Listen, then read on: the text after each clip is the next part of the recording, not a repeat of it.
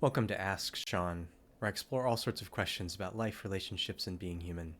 I'm Sean Slevin, a licensed professional counselor and a licensed marriage and family therapist.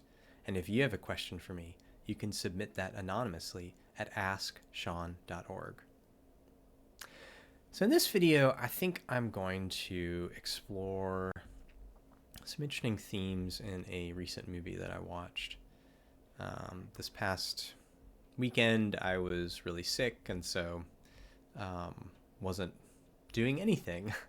And as I started to come out of that and started to be well enough to want to do something other than just be in bed, but wasn't up for really doing anything else, I of course did the common thing we do these days, which is turn on Netflix or something similar, and so I ended up watching the recent Netflix movie Damsel, with starring Millie Bobby Brown as the Princess Elodie. And if you've seen the trailer for this, you already know that it's kind of playing with the damsel in distress motif and turning it on its head in an interesting way. So she gets thrown to a dragon, and so a lot of the movie is about her trying to survive this dragon. So nobody comes for her. It's kind of sort of the kind of the theme, and she needs to save herself. And which I think in of itself is an interesting idea, right? Like, and thinking about that psychologically, we have to take responsibility for ourselves. I love when that theme is done well.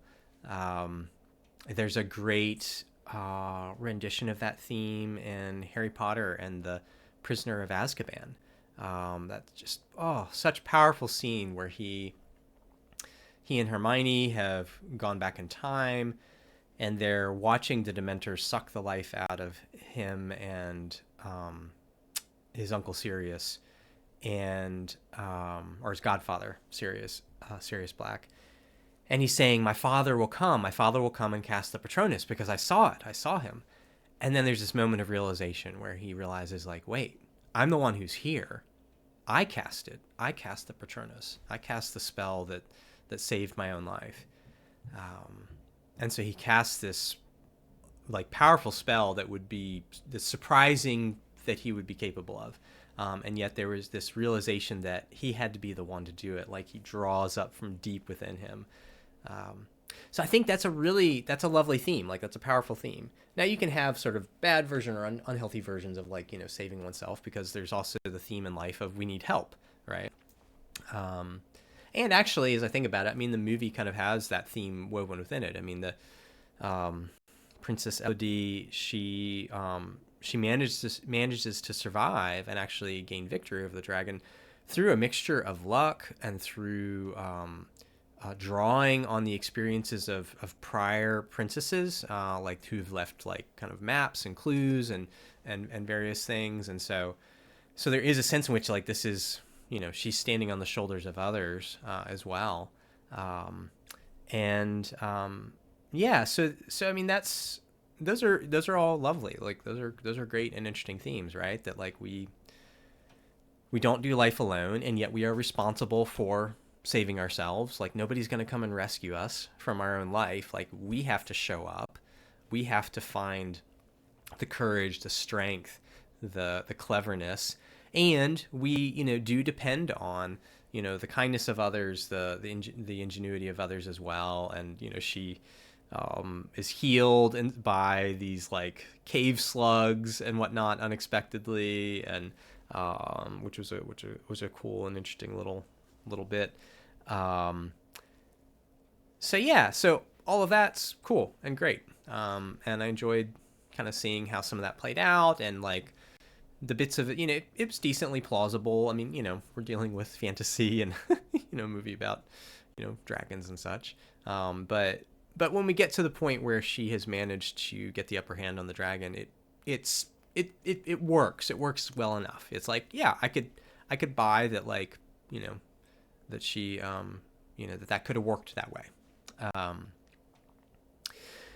So So where's the problem? Where's the thing I want to talk about? I mean, we've talked about some interesting bits here a little bit so far, but there's one thing in particular that really stuck with me that I think is indicative of some things in our culture that are worth reflecting on.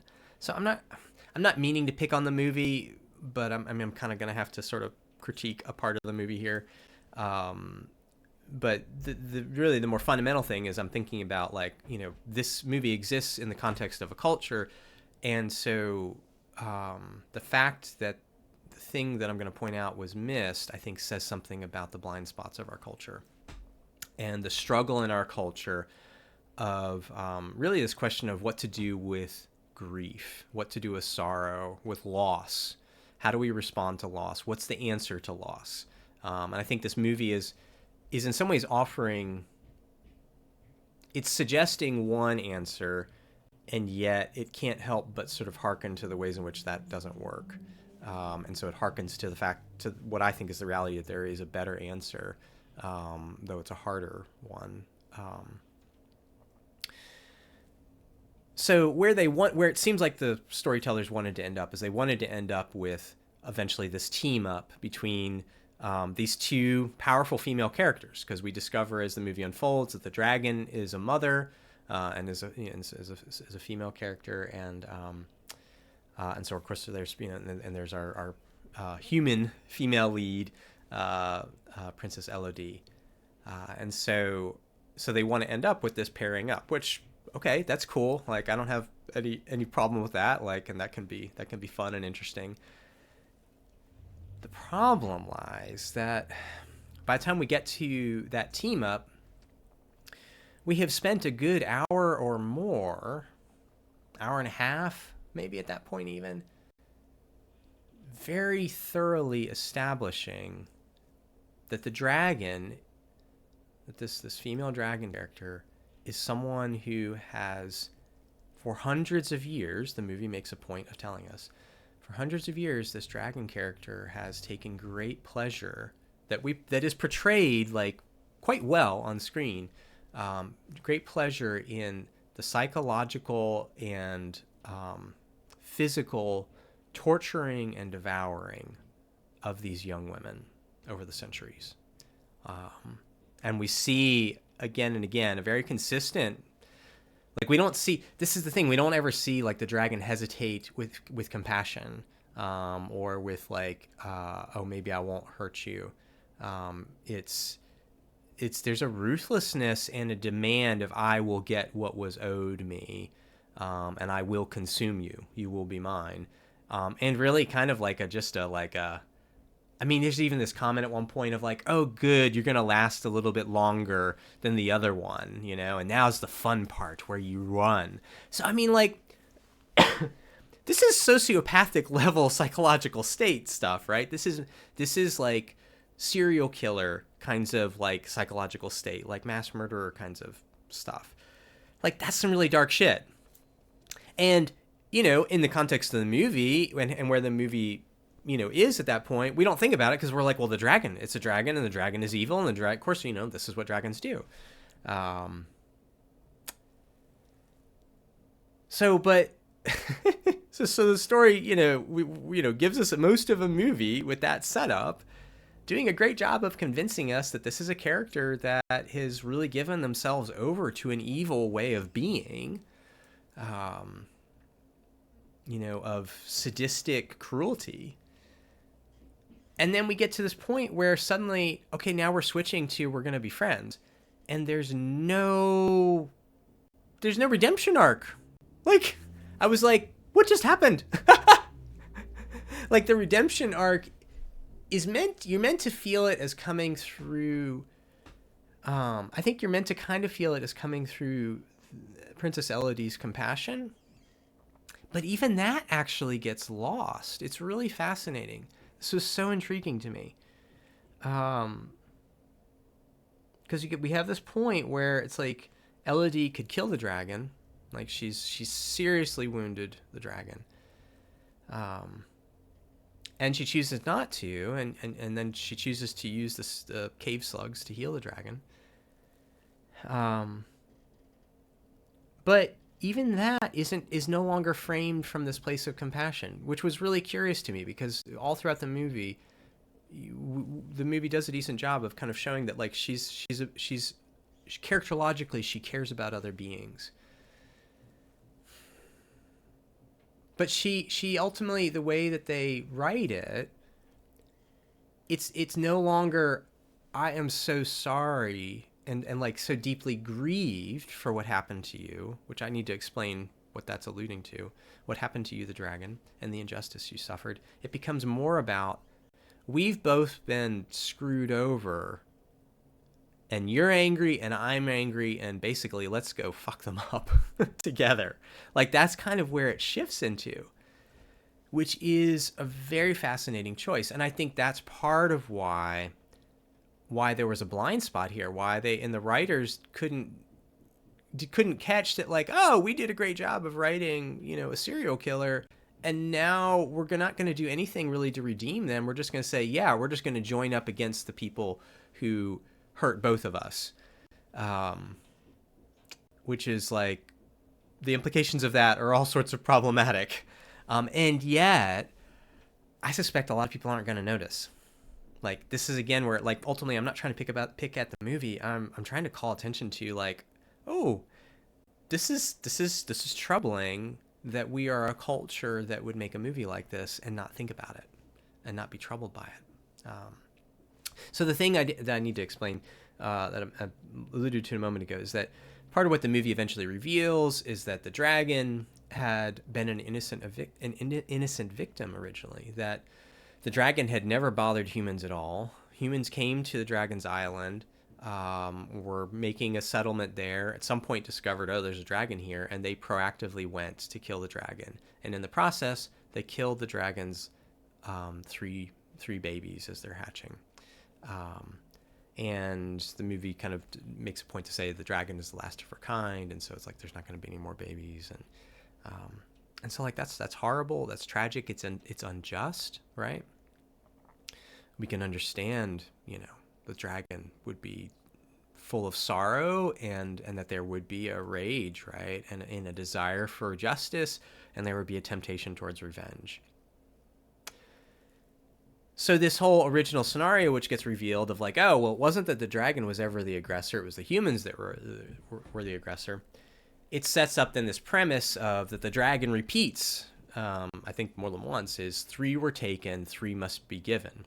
This idea. So what the dragon makes this pact of, I won't destroy all of you, but every generation you're going to give me 3 of your daughters. And then the movie makes a point to say, like, hundreds of years pass. So we stop to think about that a bit. It's like, okay, that's interesting. Because by the dragon's own logic, this isn't about a 3 for 3.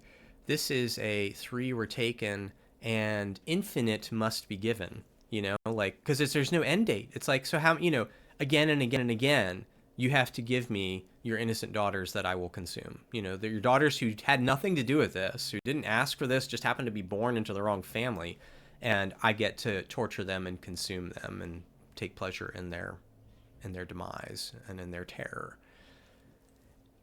And so, like, holy shit, like, that's an interesting response to grief, right? Like, I can understand in, like, sort of in a brutal barbaric context, sort of the eye for an eye, right? Like, that was common in the primitive world, in the ancient world, right? So we can understand that, of like, okay, you took 3 of mine, I get 3 of yours. Although even there, it's like, I question the redemptiveness of that, right? Like, like, gosh, what would have been so much more interesting if, the dragon's like, I get 3 of your daughters and I'm going to raise them as my own, and they're going to become part of the, like, community of the dragon or something, right? Like, so instead of consuming them, and instead of, like, demanding more and more, right? Like, I mean, because this is the irony, is that, like, they're wanting, the storytellers are wanting to somehow be like, oh, and look, the dragon is a victim too, and whatnot. And so, we should team up. But it's like, well, the dragon, in some ways, you ended up just portraying classic dragon pathology. Like, I mean, classic myth with dragons is that they're all consuming and never satisfied. That's why they have hordes, right? It's like, when we talk about like, what was it in the Hobbit movies, talked about the dragon sickness and whatnot. And like, where humans get consumed with sort of a similar kind of greed and insatiableness. And so it's like, man, like what is meant to be a setup to like help us have compassion for the dragon, like in some ways just like paints a really dark picture.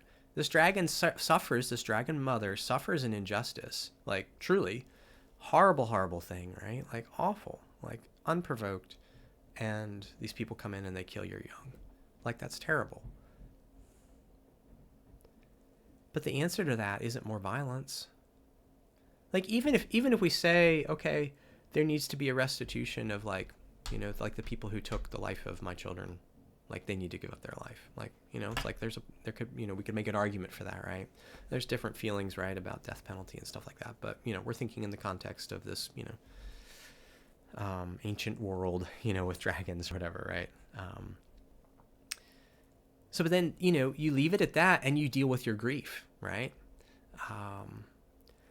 Like I was left thinking about, kind of as I'm in and out of my, fever dreams and whatnot over the weekend, like how different a story it could have been. I mean, thinking about like, what are different ways we could have gone with this, right? Like what if the dragon didn't consume anybody? What if the dragon showed up at the village and was like, I could burn all of you. You came and assaulted me unprovoked, and you killed my young, and I can't have any more for whatever reasons, story reasons. You all must be full of fear and hate, and I'm gonna attempt to teach you the way of sorrow, teach you how to grieve, not by punishing you, but by showing you my sadness. Now, granted, this movie will never get made, right? We're a culture that doesn't want to see, sad movies, doesn't want to see like healthy grieving. We don't want to see the dragon who weeps, right? Like, but I mean, that would have been a true inversion, right? Like that the dragon actually, like, what if the dragons in this world, are not greedy, insatiable, sadistic beings or prone to that, but instead are like so overflowing with compassion and so capable of grief that they become these tutors to the humans and help the humans actually become like better people, more fully human by learning from this dragon who doesn't take revenge. Like that would be fascinating. Like, and then like, what is that like over generations, right? Like, and there's a community that like become, synergistically like living in harmony with the dragon and with great compassion and great capacity for sorrow, for loss, and learning how to properly make restitution, when injury has happened. And, I mean, that would be an extremely different story. So that would be that's one possibility, right? Like, so another route I thought is like, okay, trying to think about like a little bit maybe more realistic of a movie that might still get made. So what if we still keep a lot of the original premise, right? Okay, this, this dragon was, actually I had two different strains of this. So one would be like, you could still have the setup where the humans are like tossing, unsuspecting girls into be, consumed by the dragon. But what if the dragon's not eating them?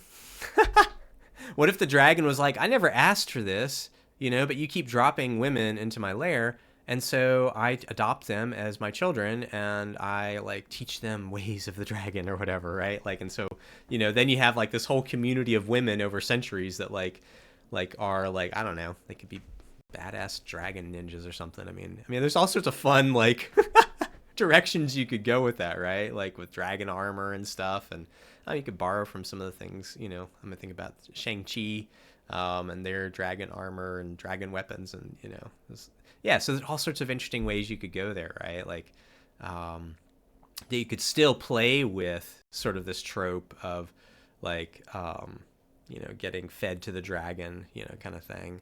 But you could have your dragon not be consumed by bitterness and evil, and instead, like, really becoming a safe haven for these cast out women.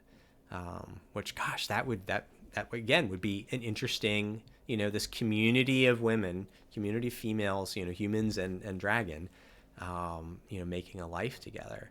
And then, there's probably then there needs to be some kind of like some kind of conflict that happens, and where they all band together and do something cool and redemptive.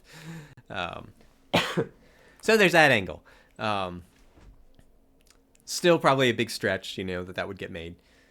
So getting a little bit closer back to our original story, the original story, the way it was portrayed, the dragon has been, sadistically torturing and consuming women for centuries, has demanded way beyond, 3 for 3, but rather like, you took 3 of mine, and so I'm going to just keep consuming and taking and demanding, that you give me your children. Which I want to come back to that, because that's where the movie is telling the truth on itself without realizing it, on some things. But so I want to come back to that. So, but yeah, what if we, if we get to where Elodie has mortally wounded the dragon, so the dragon could die, she could kill the dragon, she could let the dragon die of its wounds. There could have been, because here's the challenge, is that they did such a good job of writing the dragon's evil character that it makes the redemption arc really tricky. Like, you can't just hand wave that away. Like, I'm sorry, but like, that dishonors the life of all of those innocent girls, right? Like, that doesn't, just because the dragon's been deceived and there's by the humans and whatnot, and that the dragon was originally a victim, doesn't make it okay what the dragon's been doing, and that the dragon has given herself over to bitterness and rage and sadistic, dark pleasures, right? Like, that's just not okay. Like, it doesn't justify that. It can't erase that. But what we could have had is a really lovely, like, extended scene of Princess Elodie, like, comforting the dragon, and the dragon finally coming to terms with, I never fully let myself grieve. I have been consuming, and I really have I've become no better than the humans that hurt me originally. I should have never asked for any of their daughters. Should there have been some kind of restitution? Yeah, but what good is it for me to consume more life? For me to take pleasure in their torture and their death. So there could have been this really, really lovely, like, healing, kind of thing. And then maybe then you could even have, perhaps storytelling wise, the dragon being like, I'm going to help you make this right, and then I'm going to die. Like, and the dragon choosing to, like, engage in a final conflict, but from this place of sadness, and seeking true justice, not revenge anymore. Like that would have had such a different feel to it. You could have still done some of the same story beats, but it would have been, I think part of what would have been hard is it would have been a bit of a somber ending, right? Like, but that would have been appropriate. Like instead we just sort of hand wave over, the, like, sociopathic, like, mass murdering, and like, oh, now we're buds, and like, this is all going to be fine, and you're not going to, I can totally trust you to not, like, consume me or my friends. Like, it's just like that. Oh my goodness. Like, that's just such a, that takes me out of the movie way more than the fact that we're dealing with dragons. You know, like I can buy the dragon piece, but it's like the psychological piece. I'm just like, that's not how beings work. Like you can't just, it doesn't work that way. Like there's no real addressing of the dragon. Never addresses her grief.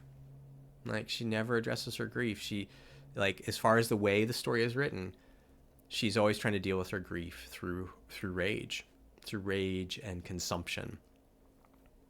And so this is where the movie inadvertently tells the truth on itself about what I think how reality actually is, which it shows us that this is what that route will get you. I think so. Here's the blind spot of our culture. I think our culture tends to think the answer to the ills of the world is like some mixture of power and anger. I think that that our culture tends to believe that anger will purify the world,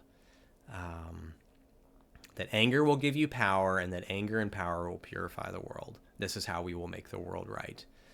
And we just see it over and over and over again. And it's appealing, right? Like we love seeing the underdog become powerful and like kick ass and kill the bad guys.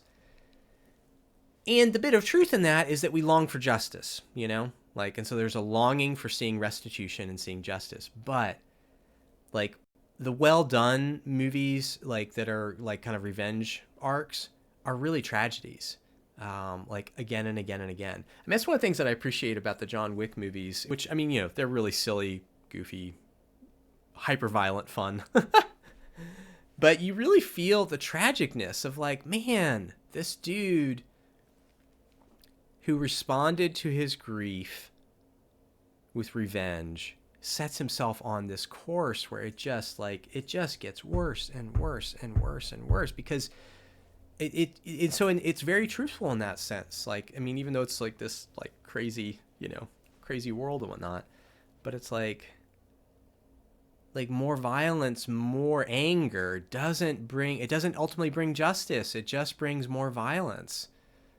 Like it just brings more destruction and more heartache and more loss for more people. Like it's kind of cancerous. I mean, it's very, very tragic. It's very sad. Like, even though I enjoy those movies, like, but I grieve for the characters. Like even as it's, fun to see all the action and like these amazing extended shots and whatnot. So yeah, I think this movie, Damsel, it ends up telling the truth in that it's like, it shows that this is what, if you actually live by the path of seeing anger as the answer, that anger and power will purify the world and will bring justice, you become a sadistic, sociopathic dragon who takes pleasure in the torture and slaughter and consumption of the innocent, and you convince yourself that they're not innocent and that you're doing something just, which is part of what the dragon deceives herself into, that this is okay, that this is right. And so it poisons her. She poisons herself, essentially, over the course of the movie. And the sad thing is, we're set up as like that the human character who had this through line of compassion all throughout, in some ways becomes a little bit more dragon-like. It's not like a huge shift. Like she doesn't, like, you don't feel her like become like villainous super overtly, but there is this subtle like shift away from her compassion and towards her anger. And yeah, and that's to me, that's really sad. Like the movie ends triumphantly, but doesn't realize the irony of how what it's set up, the story that it's actually told. It's like, this is actually a tragedy. Like this woman, this kind-hearted woman has lost a little bit of her humanity, even though she's achieved maybe a degree of justice, perhaps, but because she has let go of her compassion and her grief and given herself over to her anger, like she's become more like the dragon, the sadistic, cruel dragon. this raises the question of, okay, so is anger always bad? Like, and if anger doesn't purify the world, then what does? So here's the thing, and I've said this in other videos. Anger has its place, and we need anger. Anger is actually a really important emotion. But anger always has to be purified, and it can only be purified through sorrow. And if you're not purifying your anger through sorrow, then it's going to poison you. It's going to move more and more towards bitterness and revenge, and you will become more like this dark-hearted dragon. You will increasingly take pleasure in cruelty. This is just what it does to us. Like it's kind of a fundamental law of the universe. I mean, a part of me wishes it wasn't so, you know, like I would love to be able to just like, let me give myself over to my anger and like feel righteous in that and like rain down on whoever it is that's hurt me. Right. But that has never brought me peace. Like it just doesn't work. It never, ever, ever, ever works. But when I can be with my sorrow, be with my grief, deepen into it again and again and again, I'm able to have a kind of anger that has a purity to it. And so I can have an anger of like, what you did is not okay. And that can come from a place in me of, while I may seek justice, I'm not going to seek revenge. And I'm not going to poison my heart with that. And I'm not bitter. And I'm able to sleep well, and I'm able to actually have some peace, even in the midst of great loss, in the midst of great harm that's been done to me, midst of injustices that will never be made right in my life, frankly. Some things that have been really like so fucking hard, and I've had to do like a shit ton of therapy to face and work through, and then some things that I'll maybe working through the rest of my life.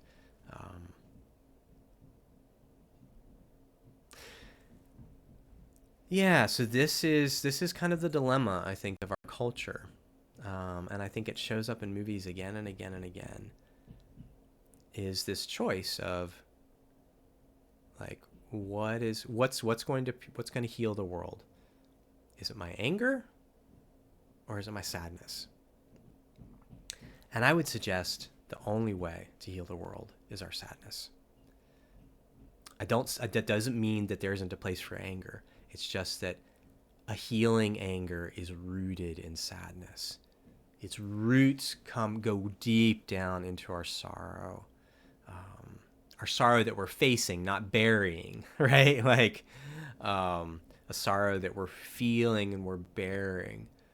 And so we can then have an anger that has increasingly a purity to it. But this is very difficult, and frankly, it's very rare. And so if you're quick to be like, oh yeah, I have that kind of anger, like unless you are an extreme exception, you should be very cautious about that assumption, because frankly, most of us are like just shitty at like being able to engage with anger in a healthy way, which is why many of us like can recognize on one level, even though we like culturally, we when it comes to justice, we think anger is what will purify the world. On a personal level, we're like, oh, people shouldn't be angry at me. Like we sort of recognize that anger is dangerous, right? That's a powerful emotion and a difficult emotion. But we need anger. We need it with our sadness, with our sorrow, with our grief. We need to be masters of grief. Like that is what is actually going to heal the world. That is what is going to change the world. So I liked the movie Damsel in some ways. And this element about it was deeply troubling to me and was really saddening. I thought the actors were all clearly invested and like, did a good job, and like a lot of quality people and quality work and some interesting story elements. And so it's like, yeah, I mean, it's like, what a cool thing that we're in a time where like on something that isn't even going to be in the theaters can be like, yeah, so well done and whatnot. And yet like there's this really fundamental story element that, again, I think the movie makers, I think that it probably didn't even occur to them, because it's like it's made in the context of this is a reflection of our culture. This is a reflection of all of us. Like the ways in which we are tempted, I can make a Star Wars analogy, tempted towards the dark side. Like tempted towards hate, tempted towards seeing anger as the answer. Anger is, my anger will purify things and bring about justice, but really what I mean is I want revenge. I want to make them pay, that's what the dragon was doing, is like, I'm going to make you know my pain. And you can't. It doesn't work that way. Like, people may not understand our pain. We can invite it. We can facilitate people knowing our pain by being willing to enter into it ourselves and bringing it into the room. But trying to make someone know your pain by inflicting it on them makes you just as guilty as whatever they've done to you. You're just becoming a different form of the same ugliness. And I have done that. I have my places in my life, and it has been so hard to realize, like, fuck, I'm just doing the thing to them that was done to me. This is how stuff perpetuates, right? Like how things carry on. This is why we have war, like it just builds and builds and builds until whole societies are doing this to each other. And so the only way to stop that is we have to become experts. We have to become masters at being with our grief, being with our sorrow, and being communities that grieve together and sorrow together. Letting go of our hate, letting go of an anger that we're using to avoid pain, avoid sorrow, and actually letting our anger be purified by our sorrow.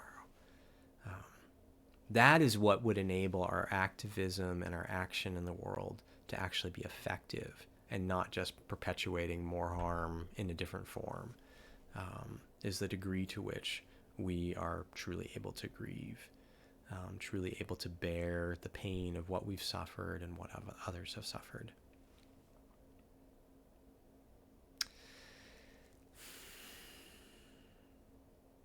Well, until next time, peace be with you.